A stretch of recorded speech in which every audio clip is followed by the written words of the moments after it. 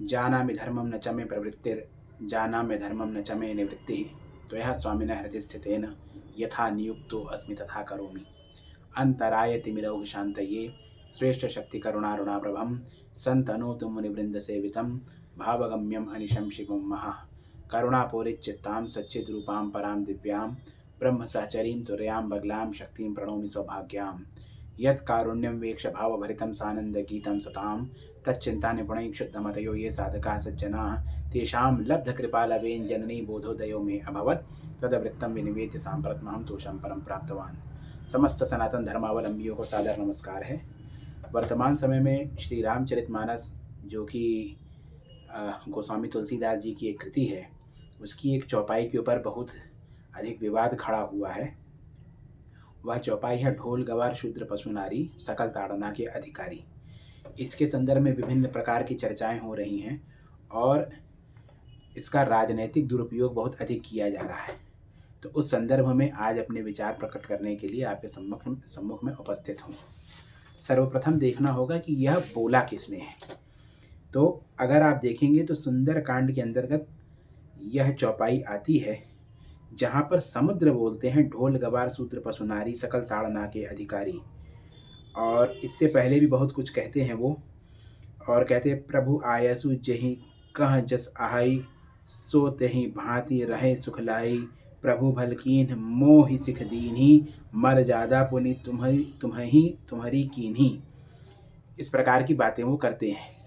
यहाँ पर जो समुद्र का चरित्र दिखाया है श्री रामचरितमानस के अंतर्गत, समुद्र को किसी नायक के रूप में नहीं प्रस्तुत किया गया है। समुद्र एक प्रतिनायक के रूप में प्रस्तुत है। समुद्र प्रतिनायक के रूप में प्रस्तुत है।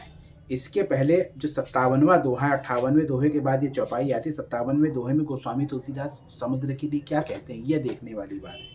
वो कहते हैं विनय न मानत जलधि जड़ गए 3 दिन बीत बोले राम सकोप तक भय बिनु होई न प्रीति। उनके यहाँ पर श्री राम गोस्वामी तुलसीदास जी जलधि जड़ का शब्द का प्रयोग करते हैं।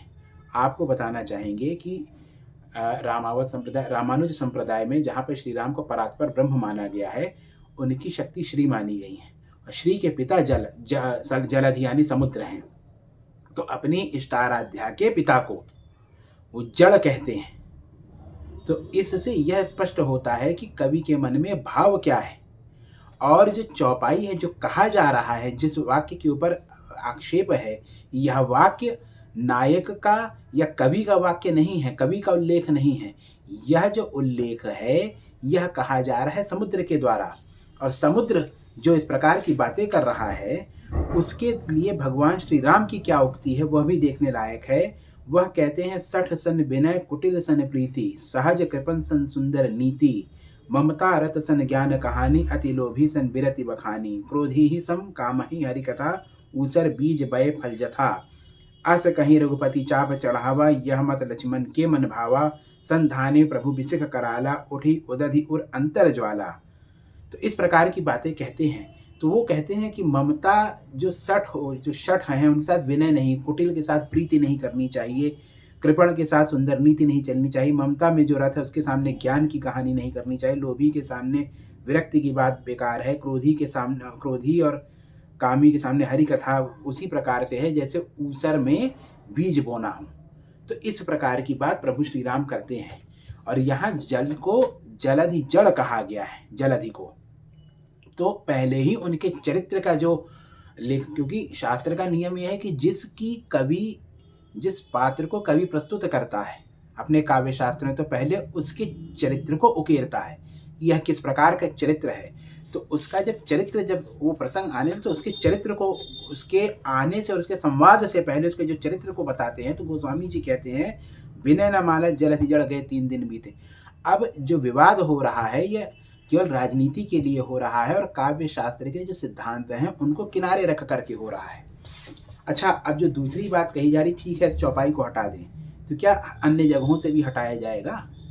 महात्मा बुद्ध का अंगुत्तर निकाय में स्पष्ट रूप से वर्णन है, त्रिपिटक के तमामों अंग में जगह जगह पर वर्णन है। उनकी तो ऐसी उक्ति भी मिलती है कि जो अच्छे जन्म कर्म करता है उसका जन्म उच्च कुल में यानी ब्राह्मण क्षत्रिय कुल में होता है और बाकी सबका नीच कुल में होता है। वो यहाँ भी कहते हैं कि ब्राह्मण और क्षत्रिय कुल के जन्म में लोगों का सम्मान करना चाहिए, उत्तर निकाय इत्यादि में आता है। आप अगर, अब क्योंकि समस्या त्रिपिटक कोई पढ़ता नहीं, पाली कोई संस्कृत नहीं पढ़ सकते तो पाली क्या पढ़ेंगे, तो किसी ने पढ़ा है नहीं। महात्मा बुद्ध ने वहाँ पर क्या कहा, और ऐसा नहीं कि प्रसंगवश, जैसे यहाँ तो प्रसंगवश एक चौपाई है और यहाँ पर ये प्रतिनायक का संवाद है, ये नायक का संवाद है ही नहीं। अगर नायक को देखेंगे, नायक का चरित्र देखिए, तो नायक के चरित्र में उनका साथी कौन है, शबरी के हैं। नायक का मित्र निषाद है। नायक अपना जीवन चरित्र लिखवाते हैं वाल्मीकि से, वाल्मीकि समाज के हैं जो, वाल्मीकि से लिखवाते हैं। नायक के मित्र कौन है, नायक के मित्र वनवासी हैं। मैं बहुत उत्तरदायित्व के साथ, एक जिम्मेदारी के साथ एक बात कहता हूँ कि अगर आज के समाज में भी अगर कोई जो संपन्न घर का लड़का हो, अगर उसकी दोस्ती, उसकी मित्रता किसी ड्राइवर के लड़के से या किसी इस प्रकार के कोई छोटा, मतलब गरीब तबके का, छोटे परिवार को, गरीब परिवार के व्यक्ति के साथ अगर किसी का संबंध हो, तो उसके परिवार वाले, इररेस्पेक्टिव ऑफ हिज कास्ट, उसके परिवार वाले इस चीज़ को कतई बर्दाश्त नहीं करेंगे। ये आज के समाज में भी है। लेकिन राम का चरित्र इतना उदार है कि वो समाज में सबको साथ लेकर के चलते हैं। दुर्भाग्य ये रहा कि वो चीज़ कंटिन्यू नहीं हुई, वो एक सही बात है। लेकिन यहाँ नायक का चरित्र तो अलग प्रकार का है।